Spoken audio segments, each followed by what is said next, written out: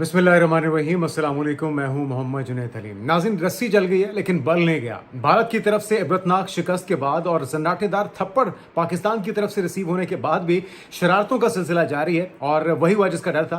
अमृतसर में जालंधर के अंदर खुद ही धमाके करवाए गए, खौफ की फिजा कायम की गई और अब एक और मंसूबा पाकिस्तान के खिलाफ फॉल्स फ्लैग ऑपरेशन का बनाने की कोशिश की जा रही है, जिसे मैं नहीं बल्कि खुद पंजाब के अपने सीएम भगवत मान की तरफ से एक्सपोज किया गया। क्या कहना था उनका, जरा सुनिए। बीजेपी का ये स्टाइल है काम करने का। जिस स्टेट में इलेक्शन लड़नी है, पहले वहां पे दंगे करवा दो, छोटे मोटे धमाके करवा दो, कुछ आपस में लड़ाई करवा दो, धर्म और जाति के नाम पे बांट दो लोगों को। ये बीजेपी की पंजाब की तैयारी है। इसका मतलब ये है तो आने वाले दिनों में बीजेपी ऐसी हरकतों से बाहर जाएगी तो पंजाब शांतिपूर्वक सूबा है। पंजाब जो है वो देश के लिए हमेशा खड़ा है। जब भी देश संकट में होता है, चाहे अनाज का संकट हो, चाहे किसी दुश्मन की गोली का संकट हो, पंजाब अपने सीने पर लेता है। तो किस तरह से भगवत मान की तरफ से खुद ही एक्सपोज किया गया अपनी गवर्नमेंट को कि जब भी कोई दंगा फसाद हो, जब भी कोई धमाका हो, जब भी कोई दहशतगर्दी का वाकया हो, उसी तरह जिस तरह पहलगाम में, पठानकोट में, उड़ी में और दीगर मकामात पे हुआ था, तो समझ आइए कि मोदी सरकार कोई वारदात करने वाली है। और इस वक्त फिर से एक बार भारत के अंदर हम देख रहे हैं कि एक वारदात तो की जा चुकी है। 1 करोड़ से ज्यादा मुसलमानों के रजिस्ट्रेशन, उनके वोट गायब करते हुए मगरबी बंगाल के अंदर 15 साल के बाद पहली बार बीजेपी हुकूमत बनाने में कामयाब तो हो गई, लेकिन बाकी स्टेट्स में अभी ये वारदात होना बाकी है। तो पहरा देना होगा भारत की आवाम को।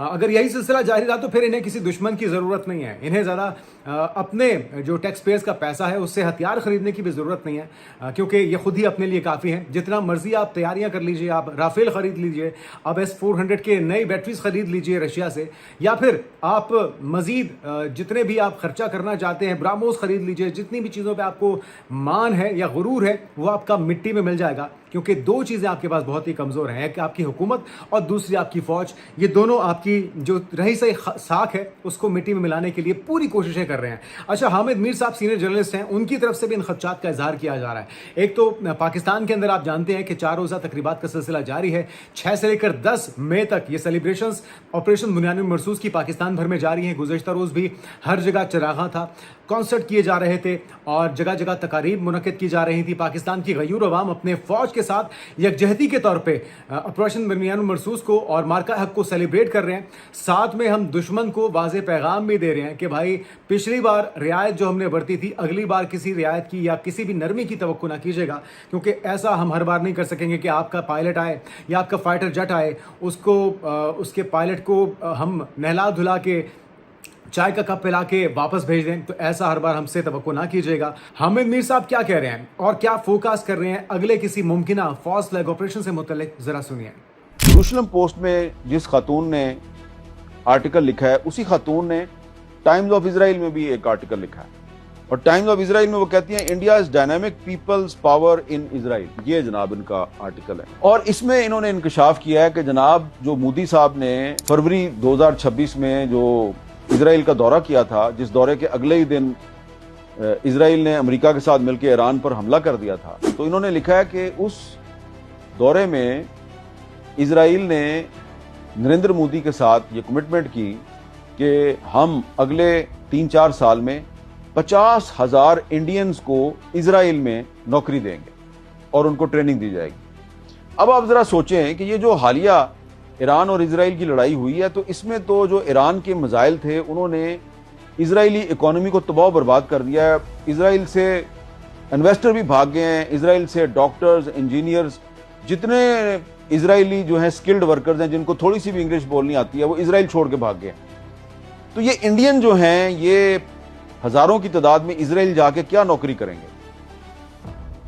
गौर करें ना अगर आप। और ये जो खातून है पोशाली लास, इसके मजीद आर्टिकल्स आप पढ़ें, मैंने इनका काफ़ी सारे आर्टिकल्स पढ़े हैं, पता चलेगा कि ये जो इंडियंस जाएंगे ना इजराइल, इनको इजराइल की जो इंटेलिजेंस एजेंसी है मोसाद और दीगर सिक्योरिटी एजेंसी, वहाँ पे इनको नौकरी दी जाएगी और इनको वहाँ पे ट्रेनिंग दी जाएगी।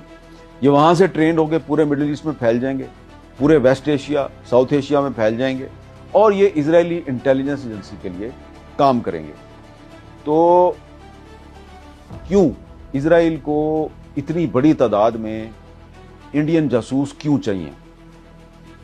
वजह उसकी ये है कि इंडिया का टारगेट जो है ना वो अब सिर्फ पाकिस्तान नहीं है, बल्कि पाकिस्तान के साथ जितने भी पाकिस्तान के दोस्त ममालिक हैं, इत्तेहादी ममालिक हैं, वो सारे इंडिया और इजराइल का टारगेट है। उसमें पाकिस्तान के अलावा सरे फहरिस्त तुर्की है, फिर ईरान है, फिर सऊदी अरब है और कुछ और भी ममालिक हैं। लेकिन इस आर्टिकल के मुताबिक पाकिस्तान के अलावा जो दो बड़े टारगेट हैं Indian Israel counter terrorism, so called counter terrorism alliance के, वो पाकिस्तान, तुर्की, ईरान और सऊदी अरब है। तो नाज़रीन, इस्राइल और भारत का मकरू गठजोड़ और इनका शैतानी खेल इस वक्त एक्सपोज हो चुका है और हमने हामिद मीर की जुबानी आप तक पहुंचाया कि किस तरह से 50,000 से जायद जासूस भारत से बुलाए जाने थे, उन्हें ट्रेनिंग दी जानी थी और उन्हें पाकिस्तान समेत तमाम मिडल ईस्ट में, टर्की में मुसलमानों के खिलाफ फैलाना था और अपने मकासद हासिल करने थे। और ये जो गठजोड़ है ये पूरी दुनिया के अमन के लिए इस वक्त इंतहाई मुहलिक हथियार बन चुका है। लेकिन चूंकि इनका जो प्लान था वो एक तरफ तो पाकिस्तान ने पिछले मई 10 को चौपट किया था, अपने से 5 गुना बड़े दुश्मन को नाको चने चबाते हुए, और इस बार जो दूसरा प्लान था उसको नाकाम बनाया है ईरान ने, क्योंकि जो कोशिश की गई थी उनके ऊपर रिजीम चेंज करने की, उन्हें घुटनों पर लाने की, वो तमाम कोशिशें नाकाम हो चुकी हैं। अब भी जो ताज़ा डेवलपमेंट है ईरान और अमेरिका के दरमियान मुज़ाकरात की, कहा यह जा रहा है कि आबने हुर्मुज़ को खोलने के ऊपर अब मामला जो है वो रुका हुआ है, या बर्फ जमी हुई है, या डेडलॉक रुका हुआ है। अगर आपने हुर्मुज़ को खोला जाता है तो फिर ये चीज़ें बेहतरी की तरफ जा सकती हैं। डोनाल्ड ट्रंप की तरफ से कहा गया है कि अगर ईरान चाहता है कि वो मुज़ाकरात करे या इस देर पा अमन को यकीनी बनाए तो उसे फिर हमारी शराइत को मानना होगा। लेकिन ईरान अपनी शराइत पे इस मामले को हल करना चाहता है, क्योंकि इस तमाम दुनिया के जो तज्जियाकार हैं या माहिरीन हैं, जो वॉर एक्सपर्ट्स हैं, वो इस जंग का फातेह ईरान को करार दे रहे हैं। क्योंकि आप जानते हैं कि ईरान ने इस जंग को जीतने के लिए कुछ नहीं करना था, सिर्फ हार नहीं माननी थी। और अगर अमेरिका को यह जंग जीतनी थी तो उसे ईरानी सिविलाइजेशन का खात्मा करना था। तो किस तरह से इजराइल, भारत, अमेरिका का नेक्सस जो है उसके अंदर फिर आप तालिबान को भी शामिल कर लीजिए, उनको प्रॉक्सी के तौर पे इस्तेमाल किया जा रहा है। और इस वक्त बुनियादी तौर पे भारत और अमेरिका भी इजरायली प्रॉक्सी का किरदार अदा कर रहे हैं। लेकिन हमें अपनी आंखें खुली रखनी होंगी, हमें समझना होगा इस शैतानी खेल को, और किसी भी मुमकिन फॉल्स फ्लैग ऑपरेशन की जो काउंटर तैयारी है वो हमारी मुसल्लह अफवाज पहले ही कर चुकी हैं। लेकिन जो ऑपरेशन सिंदूर 2.0 की बात करते थे, उनसे मुतल्लिक हमारे DGISPR की तरफ से एक मशवरा दिया गया, ये बल्कि ये सवाल पूछा गया कि भाई कोई मर्दों वाला नाम भी रख लो। क्या कहना था DGISPR का, जरा सुनिए। पता नहीं कौन से संदूर की तैयारी कर रहे हैं, ये संदूर से निकलते क्यों नहीं? तो मर्दाना नाम रख लो, ये संदूर तो खवातीन को लगाया जाता है। पता नहीं कहाँ से इनको जो सा है ये संदूर याद आ गया।